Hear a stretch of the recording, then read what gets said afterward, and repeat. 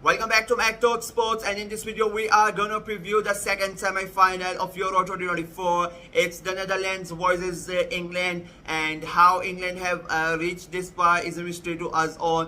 They were one of the favorites when the tournament started, but their performances have been really dreadful in the tournament. And to be very honest, they are very lucky that they are in the semi-final. The Netherlands, on the other hand, when the tournament started, they were not one of the favorites. They really were. Nobody really expected them to reach this far. And when the tournament started, their performances were not. It was like quite dull, but they have progressed in the tournament as the tournament has gone by, and they are picking at the right moment. So it's going to be quite an interesting semi-final. So let's get right into it. We are gonna start with the Netherlands, of course. They were in a tough group with France and Austria and Hungary. It was, and as I said, they started the tournament a bit dull, and they finished the group in the third place. They lost to Austria on the last match day. And you could say that in a way helped them to come on this side of the bracket. They got lucky in that regard that they were not in the tougher side of the bracket. But to be very honest to them and to be fair to them, since reaching the knockout stages, their players have really stepped up. Depay, Gakpo, Williams, they both have been really, all of them are really good. Manal scored the brace in the round of 16 at the back. Ake, Van Dijk, it's been a really good team performance from Netherlands. They play with two different sort of strategies depending on the opponent and depending on the how the game is going, and I really like that. They are the only team that has shown that side of the game. Spain showed it for the first time last night, that where they for the first time they sat back and they controlled the game, and they let France have majority of the ball in that, and they let them attack, but they just contain them. Otherwise, Spain can always attack. They really never sat back, but the Dutch have done that. There are phases of the game where they will just sit back and they will absorb pressure. They have been really good. You would see the entire team on the behind the ball, and they let the opposition have the ball and they try to hit them on the counter. But then there are phases in the game where you would see the entire team on the attack. You would see constant attacks from the Netherlands side, 5 to 10 minutes, and there would be nothing but just Netherlands attacking. And it has been a process in the entire tournament. You could watch any game from Euro 24 for the Netherlands, and you would see this pattern. And I think that is a really good strategy by Ronald Koeman, that in a way that it keeps the opposite team guessing that as to how the Netherlands are gonna approach this game and when they are gonna switch up, and it's quite a good thing to have. And to be aware, the only criticism that I have for this Dutch side is that when they sat back, sometimes it becomes difficult for them to change gears. It takes a bit of time, and that can hurt them. That's why they lost the game to Austria. They sat back a lot. They gave too much respect to Austria, and then they paid the price for it. They were not really able to get back into the the change gears very quickly, and Austria were able to defeat them. But against this English side, I think this game would be perfect for the Dutch wingers and the Dutch midfield, because England, they love to have possession, but they don't do anything with the ball when they have the possession, and the Dutch would not mind. They would I think this is what Koeman would do, especially in the first 15 to 20 minutes, let's say 25 minutes even. He would tell his team to just sit back and absorb the pressure and let England have the ball and frustrate them and try to hit them on the counter. And if during that time, let's say the first, as I said, 25 minutes, they get a goal on that counter, I think then the game will change. Then England will be under more pressure, and then the Netherlands can go into their attacking mentality, and then attack England even more to put them in more pressure, so that they make more mistakes and they can get another goal or two. player for the player that everybody is going to look out for is going to be Cody Gakpo. What a tournament he has been having! 2 man of the match awards already, 3 goals in the tournament, a couple of assists as well. Like the Liverpool fans would be would be hoping that this Cody Gakpo form continues into the season for them, and this is the player that they get when he comes back after the break in the Premier League, because he has been really sensational for them. And if I am English, I would want my the wing backs or right back to be very wary of them. I don't know what Gareth Southgate is going to come up with, but if England needs to win the game, they need to keep him calm. They need to keep him calm, and then as I said, like, how can I say it? They are the most surprise package, because you don't know what they are gonna do. That is why it's very hard to predict the Dutch game. Till now, there's not been one prediction in a Netherlands game that I have gotten right in this tournament.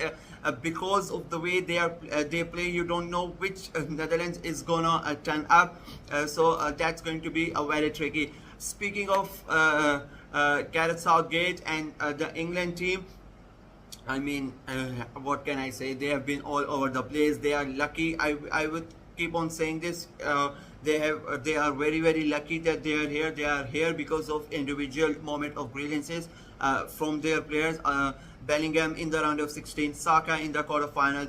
If not for them, they would have been out by this time. I think Southgate is very lucky that he has such an amazing squad of players that have helped him to come this now. It's no tactical master plan. There is no tactical genius behind their play. They tweaked the formation in the last game. They went to a back five, but it's not because of he thought of something that I need to play like this against Switzerland. It's because his centre back was suspended and he needed something to change. So he brought Walker in the middle, and he went with 2 wing backs. Tried to play Saka at the wing back as well, which again I don't really understand, but it's Southgate. I don't think he's going to play as a back five. I personally think he should continue to play as a back five against the Dutch as well, because they were miles better in that game with that formation as compared to the previous 4. But I don't think he will play it, because Gay is gonna come back. He would slot back in,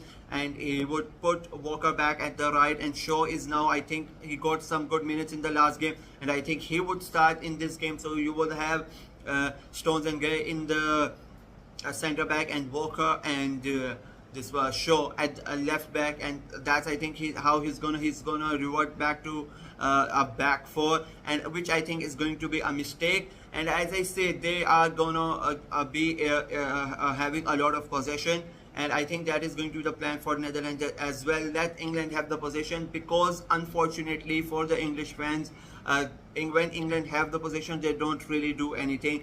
Every game that they have played, they have had 55%, 60% possession in every games, but they have been wasteful. They misplaced passes, or their possession is mostly inside their own half.